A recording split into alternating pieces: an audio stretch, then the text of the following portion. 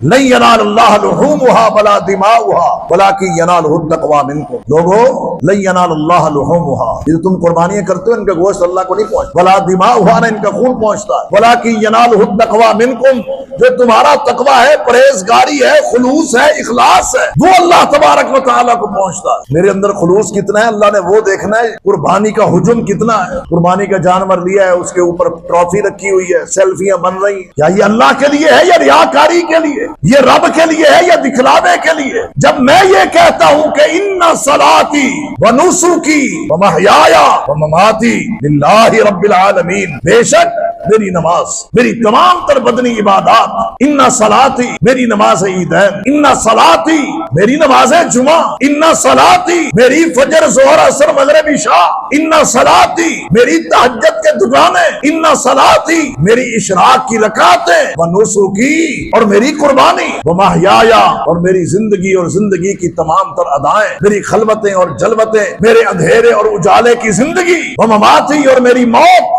للہ رب العالمین، کس کے لیے ہے؟ رب العالمین کے لیے، لا شریک لہ، کون رب جس کا کوئی شریک نہیں. قربانی ہمارے اندر عاجزی انکساری پیدا کرتی ہے، قربانی ہمارے اندر اسلام کے غلبے کے لیے، وطن عزیز کے دفاع کے لیے کٹنے اور شہید ہونے کا جذبہ پیدا کرتی ہے. لیکن ہم نے کیا کام شروع کر دی؟ پورے محلے میں اناؤنس ہوتا ہے جناب فلاں بندہ 20 لاکھ کا بکرا لے کے آیا، 50 لاکھ کا جو ہے نا جناب بچہ لے کے آیا، اتنے من اس کا وزن ہے، کھانے کے لیے کسی غریب کو 1 کلو نہیں ملتا. دھوم پوری دنیا میں مچی ہے کہ اتنا بڑا جانور لیا ہے.